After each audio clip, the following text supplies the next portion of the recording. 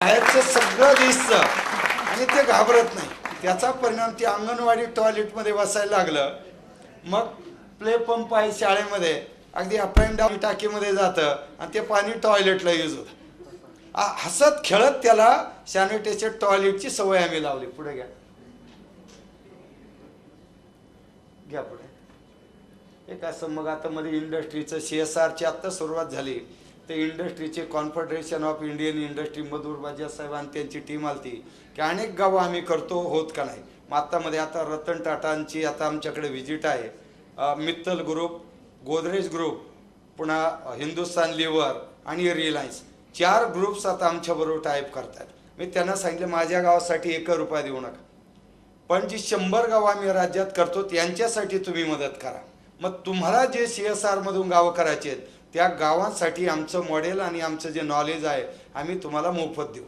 आणि त्यातून आता एक चांगला रिलायन्सच्या सगळ्या व्हिजिट्स आता सुरू झालेल्या आहेत.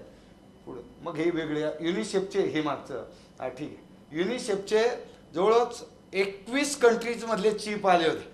कारण एका कॉन्फरन्समध्ये मी त्यांना क्रॉस केला होता, निवड सॅनिटेशन चर्चा करू नका, थोडं कॉन्झर्वेशनची सुद्धा चर्चा करा. आणि मी असं होऊ शकतं का म्हणून त्यांची एक कॉन्फरन्स दिल्लीला त्यांनी घेतली आणि त्यानंतर व्हिजिटला ते हिवरे बाजारला आले. ज्यावेळेस राजमोहन गांधी साहेब हिवरे बाजारला येऊन गेले त्यावेळेस त्यांनी सांगितले की जर मला कधी स्वर्ग असेल का आहे का नाही माहीत नाही, पण जर मृत्यूनंतर वरती गेलो तर मी जे कोणी असेल त्यांना विनंती करील फक्त एक निरोप देण्यापुरतं गांधीजींचा आत्मा जिथं असेल तिथे मला सोडा. आणि जाऊन हळूच कानात सांगाल की बालपणी आयुष्यात फारसा सहवास मिळाला नाही, पण बापू तुमच्या स्वप्नातील एक गाव मी पाहून आलेलो आहे स्वयंपूर्ण झालेलं, तेवढंच सांगायला मी इथे आलेलो आहे. खूप अतिशय छान आणि चांगला डायलॉग झाला त्यावेळेस. पुढे घ्या, या पुढे. मी असं वेगवेगळ्या ठिकाणच्या या सगळ्या व्हिजिट आणि ते पुढे घ्या. मग आता येणारे व्हिजिट्स हे सगळं पाहिलं. पुढे घ्या. हे आता हे माझा फोटो आहे, हे बालपणी असताना गेल्या वर्षी काढला आहे की आज झरा होता पूर्वी आणि त्या झऱ्याला आता डिसेंबर नंतरच पाणी संपून जायचं. मग या मुलांना घेऊन मी जसं माझ्या बालपणी डोंगरातला रानमोगरा तोडायला जायचो, जांभूळ, आंबा, करवंद, बोरं, आणि या झऱ्यातली रेती बाजूला केली की गाई, शिळी आणि बैलासारखं हात आणि गुडघे टेकून पाणी तोंडाने प्यायचं, खूप आनंद मिळायचा. आणि ते आता मला त्या ठिकाणी आनंद मिळतो. पुढे घ्या. म्हणजे सर्वात महत्त्वाचं की गांधीजींचा विचार आपण स्वयंपूर्ण गावाच्या दृष्टीने केला तर मला वाटतं गाव बदलायला वेळ लागणार नाही. पुढे लास्ट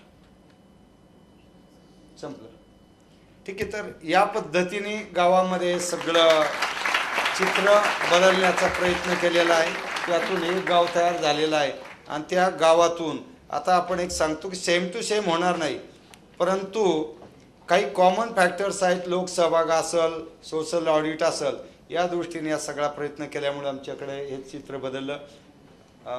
धन्यवाद. आणि आदरणीय कुलगुरू सरांना मी धन्यवाद देईल की आपण या ठिकाणी थांबून एका सरपंचाला ऐकलं हे आपलं मोठेपण आहे. याच माध्यमातून NSAच्या युनिटचं ज्यावेळेस सुरुवात झाली, पहिल्यांदा निलोफर अहमद मॅडम ज्यावेळी NSAच्या चीफ कोऑर्डिनेटर होत्या, त्या हिवरे बाजारला आल्या, सगळी माहिती मी त्यांना दिली आणि शेवटी जाताना त्या म्हणाले की मला सरपंचाशी बोलायचं, पोपट पवार कुठे भेटते. म्हटलं मॅडम मीच आहे. तर ते अगदी त्यांना वाटलं की खादीचे कपडे काहीतरी असं वेगळं असेल. नाही म्हणलं मी असं NSAचा विद्यार्थी होतो, NCC मध्ये होतो आणि ग्राउंडवरती पण होतो. एक तर त्यांनी सांगितलं असं काय केलं पाहिजे की जेथून आपल्याला एक चांगल्या प्रकारची मुवमेंट देता येईल. म्हटलं मॅडम आपल्याकडे असं आहे की कोकणात वेगळं आहे NSAचं, विदर्भात वेगळं, मराठवाडा वेगळं, तर पूर्ण राज्याचे विद्यापीठ NSAच्या माध्यमातून एका कॅम्पसमध्ये आणता येतील का. ही 16 सप्टेंबरची चर्चा आणि 24 सप्टेंबरला NSAचा पहिला राज्याचा कॅम्प एकत्रितपणे स्टेटचा पुणे विद्यापीठाच्या माध्यमातून युआर्स कॉमर्स कॉलेजच्या पुढाकाराने हिवरे बाजारमध्ये झाला. 200 मुलं इन्व्हाइट करायची होती, 400 मुलं आली. मग आम्ही गावकऱ्यांनी भाजीपाला, कारण त्या संस्थेने जिल्हा मराठा विद्याप्रसारचं युनिट आहे नगर, त्यांनी पुढाकार घेतला आणि इतकं छान पद्धतीने ते कॅम्पसमध्ये सलग 3 वर्ष त्या ठिकाणी आपण केला. आणि नंतर आदरणीय नरेंद्र जाधव सर ज्यावेळेस व्हाईस चान्सलर झाले त्यावेळेस त्यांनी सांगितलं की याला एक मोठी मुवमेंट समर्थ भारत म्हणून आपण देऊ. म्हणून पुणे विद्यापीठ एक वेगळ्या चळवळीचं सेंटर आहे. याच माध्यमातून त्याच विद्यापीठात शिकलेलो मी एक आहे आणि त्यातून जो अनुभव आला तो मांडून पुढे जाण्याचा प्रयत्न केलेला आहे. म्हणून थोडंसं जास्त वेळ कदाचित बोललं असेल त्याबद्दल दिलगिरी व्यक्त करतो. आणि मला जी एक संधी या ठिकाणी आपल्यासमोर बोलण्याची मिळाली त्याबद्दल धन्यवाद देतो. आणि आपल्याला विनंती करतो की आता ही वन सायडेड मॅच आहे आणि खरोखर काय केलं आहे का हे एकदा पाहून घ्या आणि ते पाहिल्यानंतर आपलं एक मत तयार करा की नाही होऊ शकतं. भविष्यामध्ये जिथे कुठे जाल निश्चितपणे पॉझिटिव्ह थिंकिंग त्यातून आल्याशिवाय राहणार नाही. एवढंच या ठिकाणी सांगतो आणि मी या ठिकाणी थांबतो. धन्यवाद.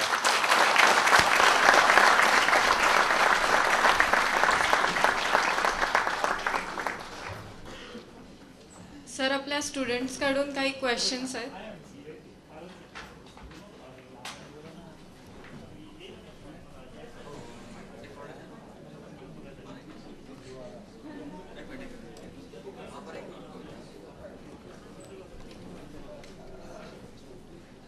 सर, स्टुडंट्सकडून काही क्वेश्चन्स आहेत.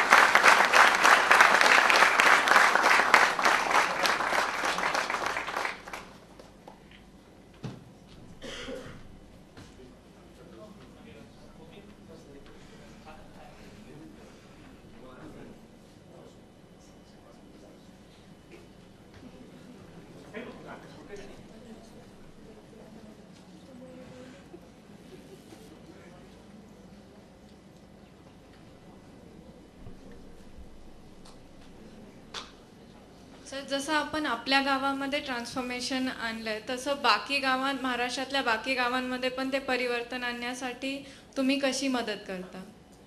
एक आहे की शेवटी लीडरशिप असते. कुठेही गावामध्ये एखादी समजा माझ्यासारखं सरपंच असेल, पंचायत राजची लीडरशिप, मग त्यांनी बाकीच्यांना कोऑर्डिनेट करून NGO, गव्हर्नमेंट आणि पॉलिटिकल लीडरशिप यांना कोऑर्डिनेट करून ते मॉडेल करू शकतात. एखाद्या गावामध्ये NGOच्या माध्यमातून लीडरशिप येऊ शकते. काही ठिकाणी प्रशासकीय अधिकारी येऊ शकतात, ते पुढाकार घेऊन एक चांगलं काम करू शकतात. काही ठिकाणी पॉलिटिकल लीडरशिपसुद्धा चांगल्या पद्धतीने काम करते. म्हणून प्रत्येक गावाचे प्रश्न वेगळे असतात, तिथली सिच्युएशन, क्लायमेटिक झोन्स वेगळे आहेत. त्यानुसार तिथल्या नीड बेस प्लॅनिंग केलं पाहिजे. आपल्या ज्या गरजा आहेत त्या गरजाप्रमाणे जर प्लॅनिंग केलं तर निश्चितपणे प्रत्येक गावामध्ये चित्र बदलण्यास मदत. कारण पैसा ठराविक गावांना मिळत नाही. काही योजना अशा आहेत की या देशातील प्रत्येक गावाला आणि पंचायतीला आहेत, परंतु लीडरशिप समोर नसल्यामुळं त्या ठिकाणी आपल्याला रिझल्ट पाहायला मिळत नाही. सर, आणि आपल्या गावातली प्रगती बघून अजून आजूबाजूच्या गावातले लोक जेव्हा तिथे मायग्रेट होतात. कडेने एक छान बहरे पठार म्हणून गाव आहे का जिथे गेली 10-12 वर्षे टँकर चालू. यावर्षी त्यांचे टँकर बंद झाले. पिंपळगाव कवडा नावाचं गाव आहे, तिथे तीच अवस्था आहे. आणि एक निवडुंगेवाडी नावाचं गाव आहे की त्या ठिकाणी 16 वर्षे टँकर चालू होते आणि आता त्या ठिकाणी टँकर मुक्त ते गाव झालेलं आहे. आणि 12,000 लोकसंख्येचं टाकळी ढोकेश्वर नावाचं गाव, त्याची ही वाडी आहे. आता ते गाव या मॉडेल विलेज प्रोग्राममध्ये आलेलं आहे. आणखीन एक प्रश्न असा आहे की म्हणजे जेव्हा लोक तुमच्या गावामध्ये मायग्रेट होतात तर एवढी नवीन लोक गावामध्ये येतात, मग त्यांना तुम्ही कसं अकोमोडेट करता? नाही, मूळ ही लोक त्याच गावातली, त्यांची शेती गावामध्ये आहे. ते यासाठी की आता 118 कुटुंब परत गावाकडे आले. त्यामध्ये जवळ 22 कुटुंब दलित समाजाची होती. कारण शहरामध्ये राहणं, शिक्षण, बाकी गोष्टी जर या आता गावात त्यांची शेती होती गावामध्ये, मग त्या शेतीला पाणी आल्यामुळं शेती पिकायला लागली आणि पैसे यायला लागल्यामुळे त्यामुळे मुंबईत एक माणूस राहायला 3 माणसं गावाकडे आली. त्यांची शेती आहे, घर आहे आणि मग तिथे ज्या प्रकारची अडचण असेल त्या प्रकारची मदत केली. मग बँक लोन असेल किंवा इतर काही सुविधा, शिक्षण असेल, यामुळे ती लोक पुन्हा गावाकडे आली. त्यामुळे कुठलीही अडचण नाही. फक्त एक आमची अट असे की गावातले जे नियम आहेत, एक 7 सूत्र आहेत आमची. चराईबंदी, जिथे झाड लावलं तिथे एकही जनावर जाणार नाही. कुऱ्हाडबंदी, मुळासहित झाड तोडायचं नाही. त्यानंतर परिवार नियोजन, कुटुंब नियोजन कार्यक्रम, लोकल लिकर ड्रिंकिंग प्रिपरेशन म्हणजे दारू तयार करणं आणि पिणं बंद. त्याचबरोबर श्रमदान, एक लोटाबंदी, 100% गावाकडे आलं की तुला टॉयलेट बांधून त्याचा यूज केला पाहिजे. आणि वॉटर ऑडिटिंग, पाण्याचा ताळेबंद. एक 7 सूत्र त्याचं पालन. कारण आपल्या देशामध्ये सोशल विजन आणि डिसिप्लिन नाही. आम्ही शिस्त लावण्याचा प्रयत्न केला, सामाजिक दृष्टिकोन त्याला दिला आणि याचा परिणाम गाव बदललं. म्हणजे बदलल्यामुळं तू शहरातून पुन्हा गावाकडे येतोय. म्हणून तू इथं आल्यानंतर याचं पालन केलं पाहिजे.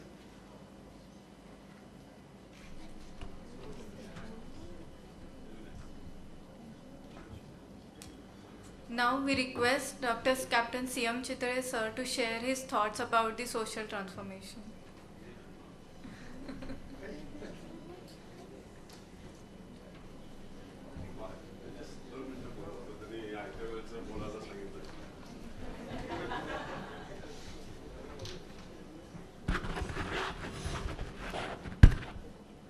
माननीय Popatrao Pawar from I go to the film industry, our unslated are going to owning this bay was. It was technically also quite demanding. We learned a whole lot of new things.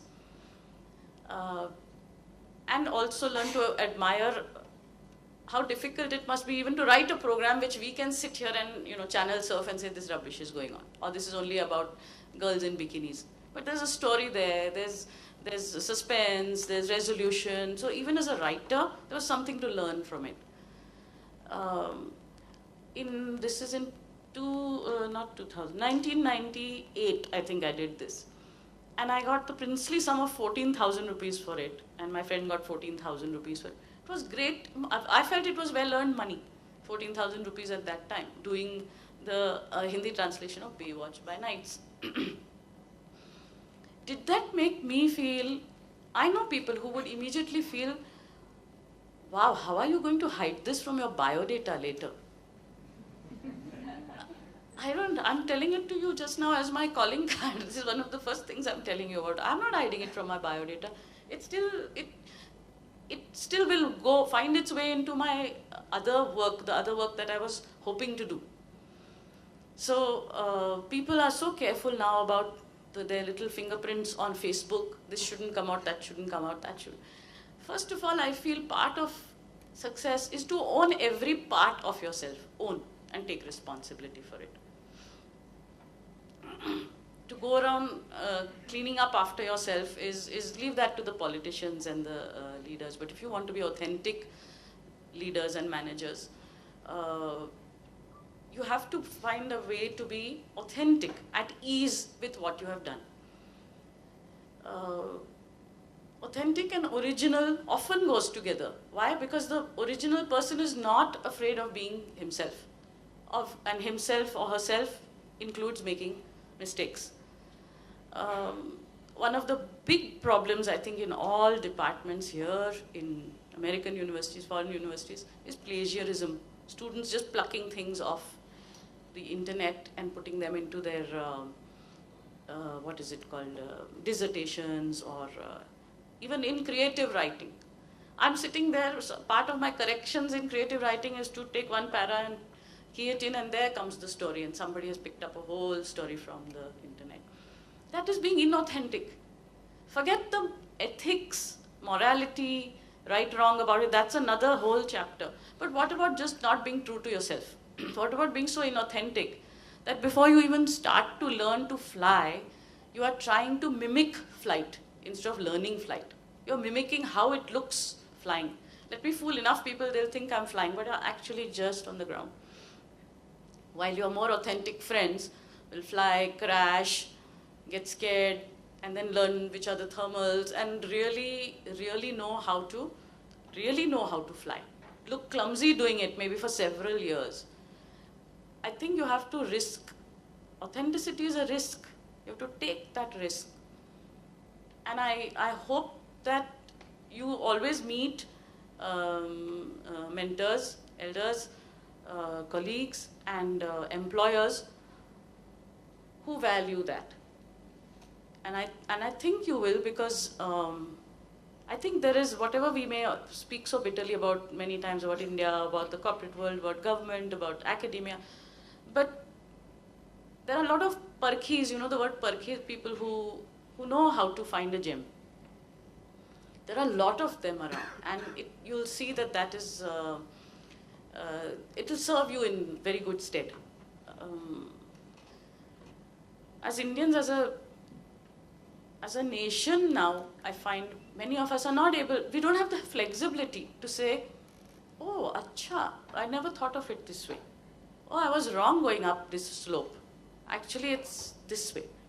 And then to even thank the person who laughed at you and said, hey, why are you going up that? We just don't know. And at your age, you're so young, you must be remembering when you were younger, just a little younger, where if somebody told you something you're doing is wrong, only out of an ego issue, you won't stop doing it. I remember once sitting, I must have been that small, sitting on a dog that we had in the house, or somebody's dog. And somebody came into the room and said, don't, he'll bite you. And the dog turned and started growling. Now, instead of saying, sorry, bhai, and getting off, part of that child ego, which is what we need to, when maturing, is to let go of that child ego, is I had something in my hand and I started tapping him to sort of show him I'm boss.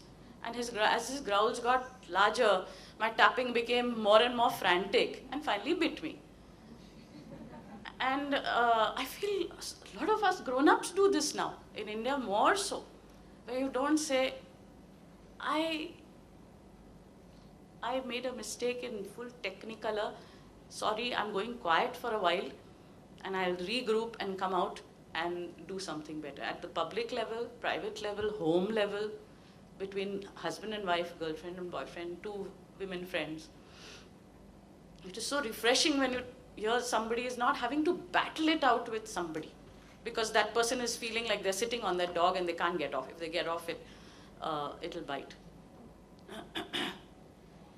So, to just go back a little bit to this plagiarism issue, I feel plagiarism, copying, being inauthentic, being unoriginal, comes from fear. It just comes from being afraid that you don't have what it takes. But you need to change that what it takes thing, that whole success thing. You need to recalibrate it into success. As I said, clumsy flight is also success. Crashing is also success. It's just your intention with which you're headed there. That should be pure, and that should be visible to anybody, whether it's your teachers. I find myself marking writing efforts which are, if you read it, you may laugh because they are in sometimes poor English. The story may be very simplistic. We are doing short fiction there. Very simplistic. You'll say, ye to kiya hua hai. But when I see the application of whatever we have been talking about in class, the effort to apply it, the story flies for me. And of course, the story that's taken from the internet doesn't, that is an obvious one. But even people who are being inauthentic, who are being clever, who are using phrases in a very glib fashion, but who are not being themselves as writers, who have not found their writerly voice, who don't dare to find it, who feel, I'll stick with something that has worked. Those are the people who I don't feel like marking well, even if their final product may look better than the other guy's thing. I want to keep 10 minutes for us to just chat. One last thing that I want to say is one of the biggest components of success is listening. I think just now you are the age where you're told to sit down and listen, sit down and listen. Not that listening. Listening even between just two friends talking. Listening in class, of course, but even in your daily life, being present. Just being present. I find two people today talking may not be present to each other because you're just waiting for that other person to finish. The biggest example is the TV debates. Is anybody listening? No. And if I'm listening with my hand on the remote, so that the decibel level I have to, think, or the next channel. There's no listening. What is the fun of being in such a multicultural society if we are so scared that we have to only whirl and shout what we believe in, instead of standing still and receiving? It doesn't mean, why I think we are all being brought up to think that listening means submitting. It's not at all so. I don't know if any of you have been watching the Samvidhan Rajya Sabha TV, the serial on the making of the Constitution. And you should see how they all listen. They just listen to each other. They're talking, some of them are talking such incendiary things which 80% of the people sitting object to. But nobody's jumping up and throwing chappals, no question. They're all listening very carefully. And because I think we as a nation have to come back to that place where we feel everybody has a right to talk, first of all, and have their opinion. But I'm saying even you go to an interview for your jobs, don't be so anxious to succeed at that interview that you are just thinking of how to say the best things. Listen carefully, and you'll see that even your interviewer is, you should know this, that your interviewer also has to prepare himself or herself to interview you. So you are doing yourself and him a favor by listening to their questions carefully. And when you listen, you then stop worrying that everything is a trap question. If I answer it this way, this will mean I'll get disqualified. If I answer it that way, I'll come out sounding clever. This thing will cover up my anxious, weak areas. If you find yourself on that perfect seesaw of listening and authenticity, you can't go wrong. You can't go wrong. You may not get that particular job, but you'll come out of it knowing that I have presented myself to this situation authentically. I want you really to have that faith. I think all of you are injected with that whole thing, I think from your 10th standard, competition. But you need to dismantle that. First of all, you're now that nice age group where India and the whole world is replacing that word competition with cooperation, actually operating with each other, where everyone wins. That's not just a clever construct. I think that's how it works. But for that cooperation, we have to be listeners. Indians are known, when you go abroad, people are shocked. Indians are known to be interrupters. People are shocked at how much, and you will see it, that even I see it, now I'm conscious of it, but you will get people saying, let me finish, and you feel so silly because you're so used to talking across each other. Because you are worried you'll forget that point, and you feel, I think Osho or somebody has said, most people are listening to only 2% of what's being said goes inside, and which is that 2% which you agree with. What happens to the other 98% of valuable stuff which just falls by the wayside? So, I want you to keep in mind authenticity, flexibility to know when you went, where you have gone wrong, or you want to change paths. Just before we started, Lynette was asking me about this publishing house that I started. So some of the books that I've done are published by outside publishers. And 2 books, one my own and one somebody's, I started a publishing house to do them for various reasons. I couldn't finish telling her what I was telling her, but at some stage, though I sort of was very Tarzan-like and shouting and saying, I'm going to publish my own thing, and I'll show these old publishing houses what they are about. But there are certain lessons in that process which I still hold my criticism, say, of big publishing houses, but certain lessons which are, I wouldn't say humbling so much as, humbling is the wrong word, they are eye-openers, where you feel, yes, there are certain things which are glass ceilings which you can't cross, whether you publish it yourself or somebody else, with somebody else. But do I have the flexibility to say, in our college days there was a phrase, mistake became, which is just